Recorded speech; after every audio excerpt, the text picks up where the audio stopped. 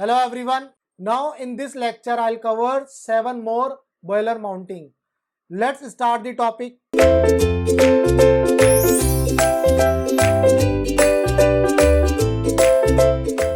the last lecture I covered 4 boiler mounting, the water level indicator, pressure gauge and safety valve. After that we have covered fusible plug.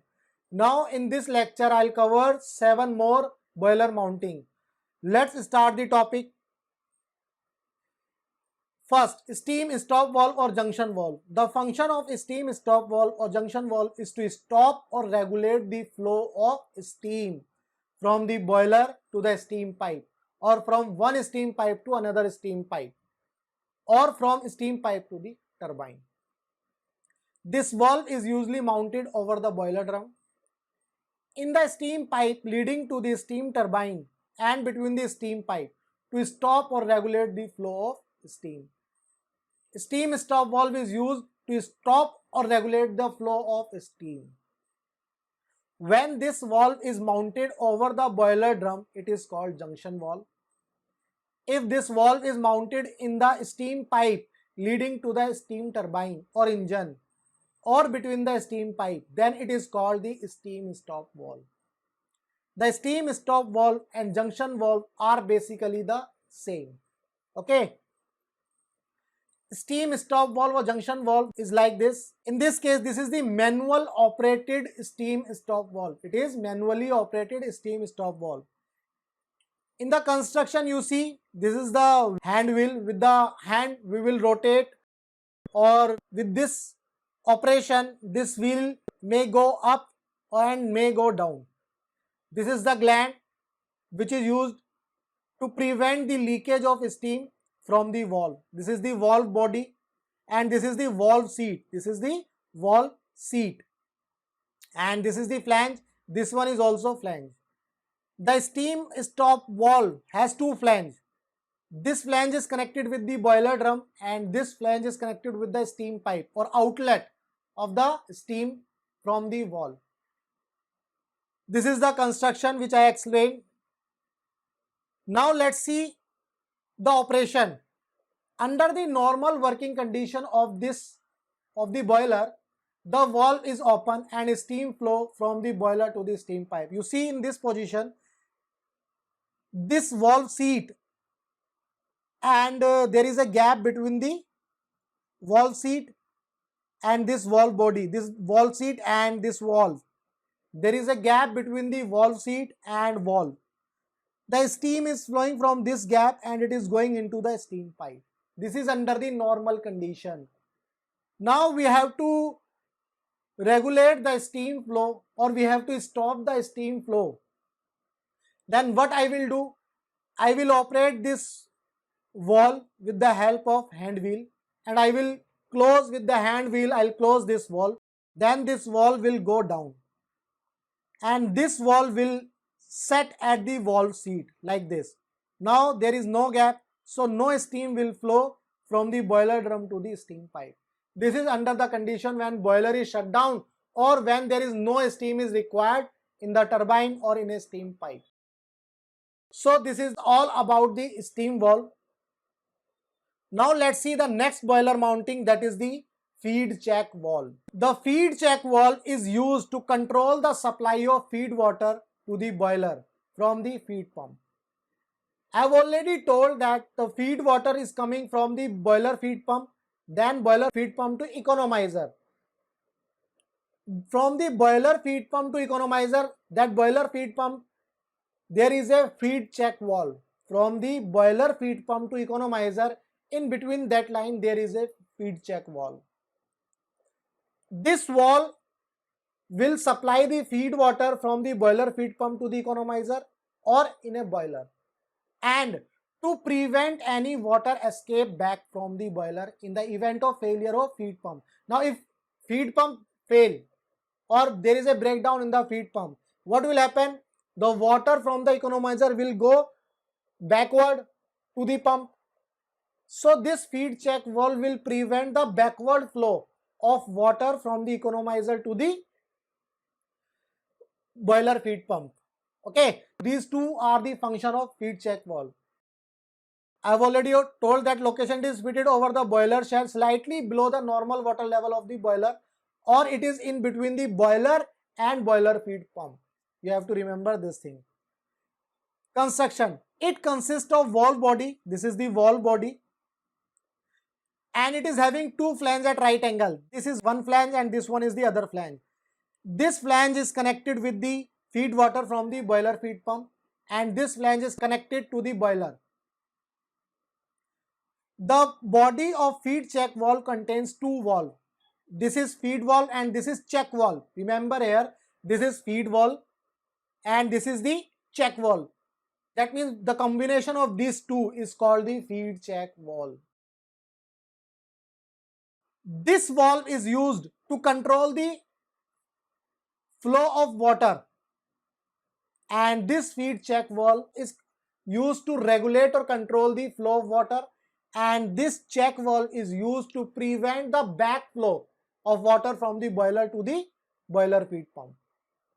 Okay, this feed valve, or you can say this valve, is manually operated, but this check valve is automatically operated. This is automatically operated. This is operated due to the pressure difference. This is operated due to the pressure difference. Now, suppose if in normal condition boiler feed pump is working, at that condition the pressure at this point is higher than this point. So, this valve will be lifted upward. This check valve will lift upward. So, water will flow like this. Now, if there is a breakdown in the boiler feed pump, what will happen? The water from the boiler will try to come like this. In that case, the pressure inside this is more than the pressure at the outlet of the boiler feed pump. So, in this case, the pressure is more at this location. So, this feed check valve or check valve will move downward and it will close this water. So, it will prevent the backflow of water from the boiler to the boiler feed pump. So, friend, this is the construction and operation I have already explained. Just read out the lines. Under normal working condition of boiler, when feed pump is working properly, the supply of water in the boiler is controlled by manually rising or lowering the feed valve from its seat by means of hand wheel. With this hand wheel, we will regulate the flow of water. In this condition, more water pressure on the feed pump side of the check valve cause the check valve to lift upward and allow the water to enter inside the boiler to maintain the constant water level. Okay, now under the abnormal condition, that means there is a failure of feed pump or less pump pressure than the boiler side. I have already explained the feed valve is in open position, but due to failure of feed pump, less pump pressure than the boiler side, the less water pressure on the feed pump side of the check valve cause the check valve to press down or to move downward. So this will close this seat and it will set at this seat and it will close this opening. So water will not go like this. It will prevent the backflow of water from the boiler to the boiler feed pump. This is the operation of a feed check valve. Now let's see the next boiler mounting. The next boiler mounting is blow off cork or blow off valve. The function is to blow out sediment, precipitated sludge, loose scale or other impurities periodically from the boiler is in operation. To empty the boiler when necessary for cleaning, repair and inspection. To permit rapid lowering of water level in the boiler if accidentally it becomes too high. That means it has three functions: to remove the impurities, and it is used to remove the water during the cleaning or inspection of a boiler, and to lower the water level. If there is a high water level in a boiler drum, then it is used to lower the water level inside the boiler drum. Okay, the location, the blow off cork valve is fitted at the lowest water space of the boiler shell. It is at the lowest position of a boiler shell. Construction. Blow off cork consists of casing having two flanges at their end. This is for one flange and this one is the other flange. One flange is connected to the boiler other flange is connected to a pipe through which all sediments will go down. It is also consist of a conical plug. You see, this is the conical plug. This is the conical plug which is fit perfectly into a matching hole in the casing. For the discharge of water from the boiler, a rectangular hole is provided in the plug. In this plug, you see there is a rectangle. This hole is provided. This is a conical plug, and in this conical plug, a rectangular hole is provided.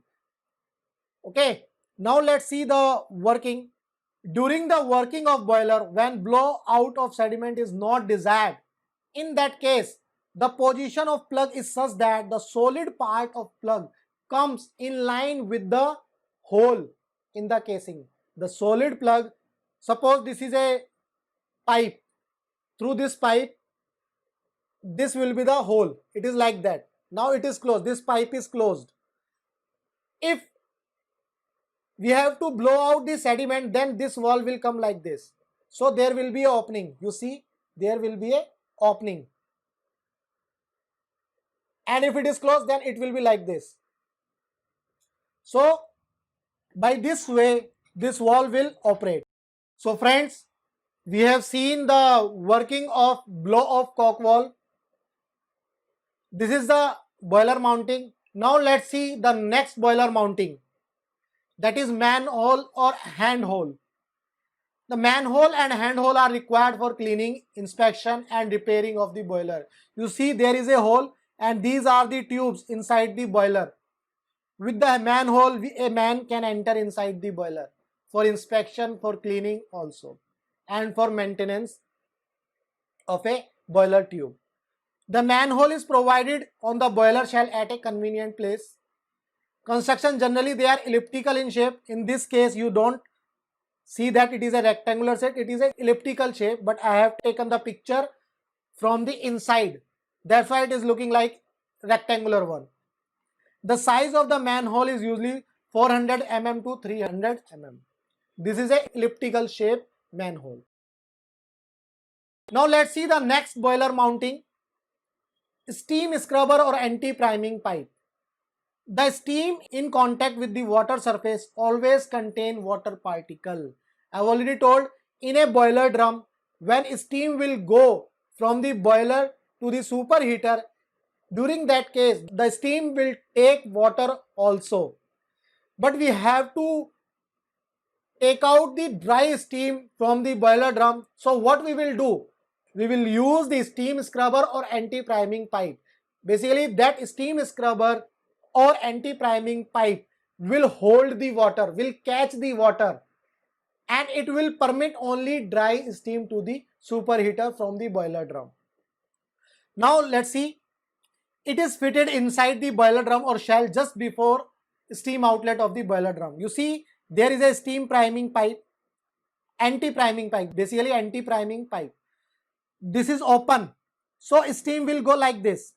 If I say, in this case, the steam will go like this in the anti-priming pipe, and steam plus water vapor will go like this. At the top, you see here, there is a perforation made in the upper half of anti-priming pipe. These are the perforation. These are the perforation. It is something like that. These are perforation is provided at the upper of the anti-priming pipe. As the water and steam will go upward, the water particle will stick and steam will go from the stop valve. Okay, so this water is collected at the bottom of a anti-priming pipe here. Now with the help of this hole, this is O, it is again drained to the boiler drum. This is the use of anti-scrubber or anti-priming pipe. Now let's see the next boiler mounting. Air vent or vacuum breaker. Air vent or vacuum breaker is used during the startup of a boiler. When we are starting the boiler, during that case, air may present inside the pipe of a boiler. We have to remove that air from the boiler. If that air is present inside the boiler, or if I say in the tube, then it will resist the heat transfer. It will inhibit the heat transfer.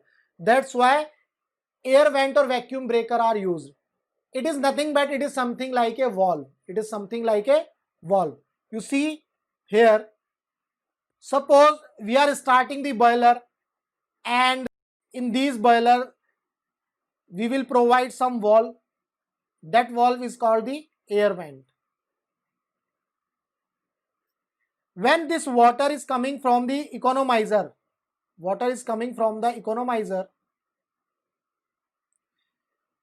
and from then downcomer it is going to evaporator. I have already told these things. Steam will go upward. So there is a valve, main steam stop valve or stop valve. That valve will close. During the startup, I am telling, during the startup. So this air vent will open. During that condition, it will be open, and air will go upward from this to the atmosphere. So by this way, air will go upward. How we will check that air has gone? This will be checked by the process that steam will also go from this valve. If we find that steam is there outside the valve, that means air has been removed from the boiler drum. Complete air has been removed from the boiler drum. Now these air vents are also provided in superheater tube also, in reheater tube also, in main steam line also. These air vents are also provided in at every location, in drum, superheater, reheater, main steam line. Okay friends, so we have seen the air vent or vacuum breaker. Basically we have to remove the air from the boiler drum, main steam pipe, superheater, reheater. Okay, one more thing you see here, there is a word purging. The process of removing the air from the boiler, that is called purging. With this process we are removing the air from the boiler drum, boiler, superheater, reheater or main steam line. Now let's see the next boiler mounting, that is soot blower. Friends, you see, the soot blower is used to blow out soot. I have already told that on water tubes, the soot is deposited at the outside of the water tube. This soot is by the burning of fuel. So this soot will deposit it at the outer surface of the water tube, and this will resist the heat transfer. Resist heat transfer. We have to remove this soot. How to remove this soot? We will use soot blowers. So location is, it is located near the water tube inside the boiler. Two type of soot blowers which we are used normally, or three type you can say: water wall soot blower, or long retractable soot blower, air preheater soot blower. As the name is given, this soot blower is used for water wall, to remove the soot from the water wall. Long retractable soot blower is used to remove the soot from the superheater and reheater. Air preheater soot blower is to remove the soot from the air preheater. Okay, now you see this is the water wall soot blower, because it is present on the water wall. And in long retractable soot blower, this is retractable.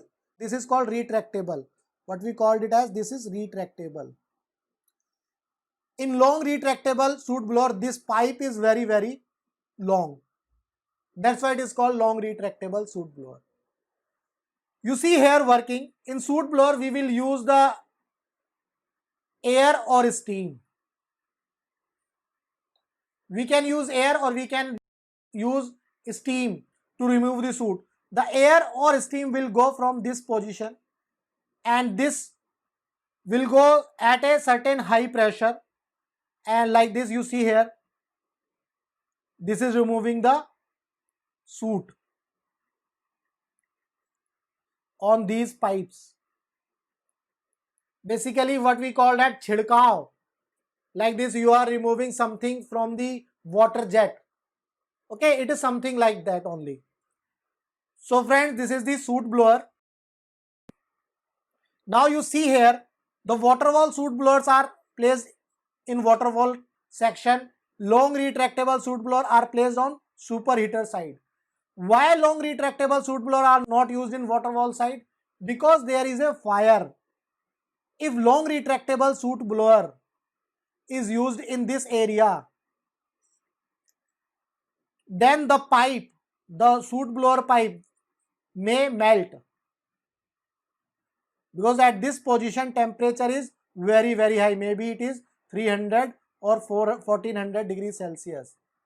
So at this position, this pipe of the long retractable soot blower may melt and it will damage the soot blower. That's why at this position water wall soot blower is used, and water wall soot blower has the pipe length is very short, and at this position temperature is very less. That's why long retractable soot blower are used at the superheater section. Now we have seen all the type of boiler mounting in this video, in the previous video. Let's summarize once again. The water wall indicator to check the water level inside the boiler drum, pressure gauge to measure the steam pressure generated in the boiler drum, safety valve to relieve the excess steam from the boiler,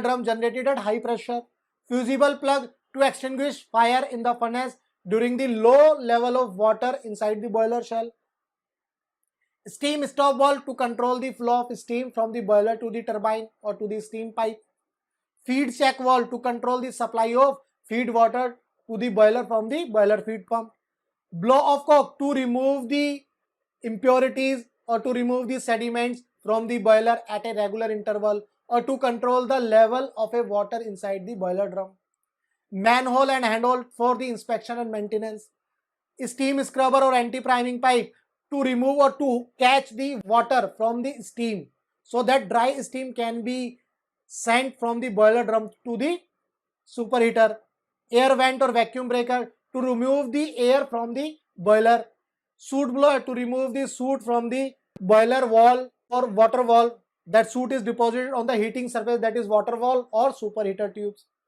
These are the soot blowers.